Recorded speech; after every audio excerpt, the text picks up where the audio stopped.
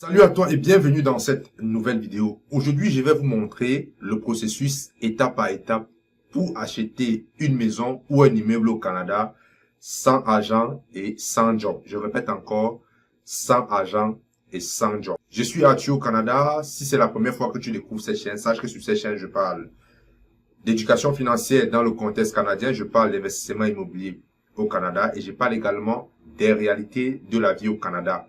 Si ce sont des thématiques qui t'intéressent, abonne-toi, active la cloche de notification pour être informé des vidéos que je publie hebdomadairement. Alors, comment acheter une maison au Canada ou un immeuble au Canada sans agent, sans job?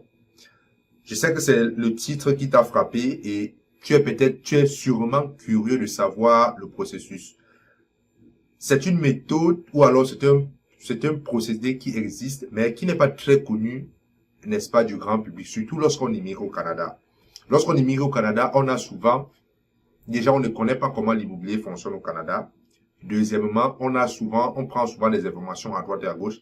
Et généralement, les informations que nous prenons à gauche et à droite nous donnent le processus d'achat d'une maison traditionnelle. Ok, il y a le processus d'achat traditionnel pour acquérir une maison, pour acquérir une propriété au Canada. Et ce processus-là, vous ne pouvez pas acheter une maison à travers ce processus si vous n'avez pas de job, si vous n'avez pas d'argent. Je vais vous expliquer de façon sommaire le processus traditionnel pour acheter une propriété au Canada. Pour acheter une propriété au Canada, il vous faut un travail. Il faut que vous ayez un travail à temps plein de façon permanente.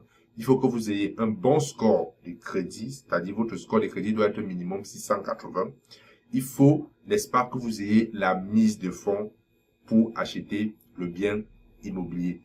Et je peux vous dire que depuis que je parle d'immobilier sur les réseaux sociaux, les gens ont des difficultés. Les gens trouvent ce processus stressant parce qu'ils n'ont pas la mise de fonds, ou soit ils n'ont pas un bon score de crédit et les conditions bancaires sont parfois complexes que certaines personnes se retrouvent, n'est-ce pas, s'ils ne sont pas accompagnés, si elles ne sont pas accompagnées par des professionnels, retrouvent leur demande de financement hypothécaire, n'est-ce pas, rejetée. Parce que la banque finance une partie, n'est-ce pas, du coût de la propriété. J'ai fait une vidéo là-dessus où je parlais du montant de mise de fonds. Qui la banque finance une partie, c'est-à-dire la banque met une hypothèque sur votre maison, vous donne une hypothèque et prend la maison en garantie et vous mettez la mise de fonds. Maintenant, si vous n'avez pas de job, si vous n'avez pas d'argent, je vais vous partager donc un processus simple, très peu connu, qui va vous permettre, n'est-ce pas, d'acheter une propriété sans job et sans agent. Alors, le processus consiste simplement à acheter une maison avec certaines conditions. Ok? Le processus consiste à acheter une maison sous réserve ou conditionnel à.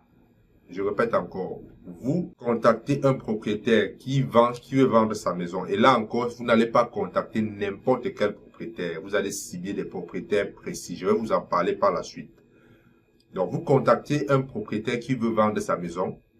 Vous lui faites une offre d'achat. Ce qu'on appelle offre d'achat, c'est un document dans lequel tu manifestes ton intention de façon écrite avec certains détails, par exemple l'adresse de la propriété, votre nom, le prix et les conditions d'achat. C'est ça qu'on appelle une offre d'achat. Vous donc soumettez donc une offre d'achat au vendeur et dans l'offre d'achat, vous mettez « J'achète ta propriété conditionnelle à ». Il faut que ces conditions-là soient respectées. Une fois que vous avez fait cette offre conditionnelle à, vous pourrez, n'est-ce pas, acheter si ces conditions-là sont remplies. Ok? Par exemple, vous pouvez mettre dans les conditions, vous pouvez par exemple, je vais dire, ajouter, n'est-ce pas, dans la condition que l'hypothèque principale reste au nom du propriétaire. Ça se fait. L'hypothèque principale reste au nom du propriétaire. Donc, par la suite, qu'est-ce que vous faites? Par la suite, vous allez, n'est-ce pas, trouver, non, excusez-moi, vous allez trouver, je disais tantôt que vous devez trouver des propriétaires, pas n'importe quelle propriété, parce que si vous cherchez des propriétés qui sont listées sur des sites où on publie des immeubles à vendre, vous n'allez pas trouver. Vous devez chercher des propriétaires qu'on appelle des vendeurs motivés, c'est-à-dire des vendeurs qui ont des problèmes, qui ont des situations difficiles, qui ont par exemple des divorces, qui ont par exemple, ils n'ont pas payé, ils n'ont pas faire le paiement de leur versement hypothécaire depuis 3-4 mois. Bref, vous devez chercher un vendeur qui vit des difficultés, qui vit des situations, voilà, qu'il est motivé à vendre tout simplement pour une raison ou pour une autre. Je viens de citer quelques exemples. Lorsque vous rencontrez donc ces propriétaires-là, vous faites l'offre avec la condition, l'une des conditions que vous pouvez mettre, c'est que l'hypothèque reste à son nom parce que vous n'avez pas d'emploi. Si vous allez auprès des banques traditionnelles, la banque traditionnelle va, n'est-ce pas, vous demander les prérequis, n'est-ce pas, nécessaires pour acheter une maison de façon traditionnelle. Il faut que vous ayez un job, il faut que vous ayez un dossier de crédit, il faut que vous ayez la mise de fonds, ainsi de suite. Donc, vous n'allez pas passer par là. Donc, ce que le propriétaire fait, c'est que vous allez signer un document sur lequel votre nom va figurer en tant que propriétaire de l'immeuble, mais l'hypothèque restera au nom du propriétaire. Ça se fait. OK? Mais par contre, il va falloir que vous trouviez un certain montant d'argent pour rembourser les paiements du propriétaire. Bien sûr, vous faites cela dans un cadre bien encadré, c'est-à-dire vous faites ça devant un notaire avec toutes les conditions devant un notaire. Il ne faut pas faire des choses, non, c'est pas comme ça. Vous faites devant un notaire comme une transaction normale. Donc, avec ça maintenant, vous allez juste chercher de l'argent pour faire les paiements, des retards de paiement que le propriétaire, l'ancien propriétaire a eu sur la maison. Vous faites ces paiements-là et vous lui donnez un certain montant d'argent et vous êtes propriétaire. Maintenant, votre combat par la suite sera, n'est-ce pas, de vous qualifier pour que l'hypothèque revienne à votre nom. Il va falloir que vous trouviez un job. Il va falloir que vous ayez un bon score de crédit pour, n'est-ce pas, qu'on enlève l'hypothèque au nom du propriétaire et qu'on mette votre nom. L'autre alternative aussi que vous pouvez utiliser, c'est de trouver un endosseur. Je l'ai dit dans une précédente vidéo, vous trouvez un endosseur si vous n'avez pas de job, si vous n'avez pas un bon score de crédit. Comment ça se passe avec l'endosseur? L'endosseur, c'est celui qui va contacter le prêt.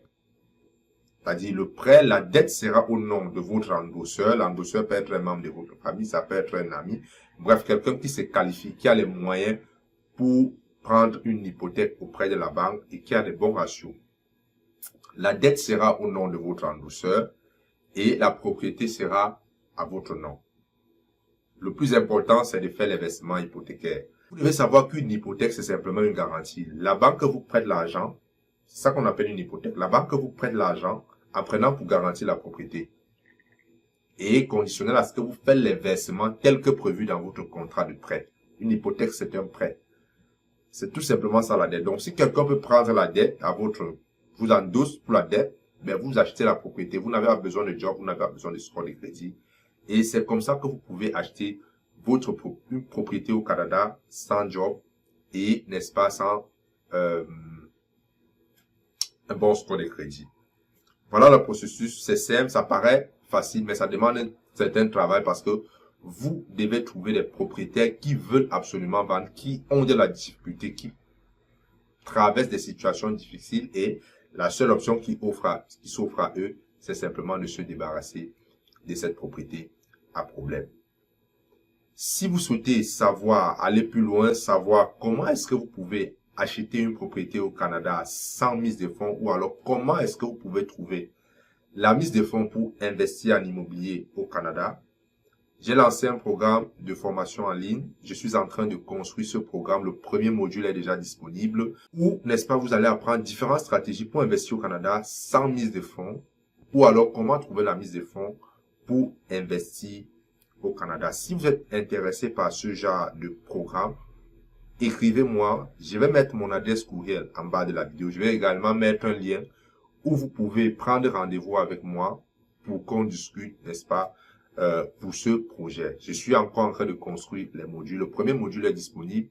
J'ai également un module où, n'est-ce pas, je vous démontre à travers des chiffres comment est-ce que j'ai acheté la première propriété au Canada sans mettre $0 à travers différentes stratégies que je vais également partager dans cette formation. Je vais faire un bémol. Vous allez souvent entendre sur Internet acheter des immeubles au Canada sans argent. Non, moi je ne veux pas vous vendre ce rêve.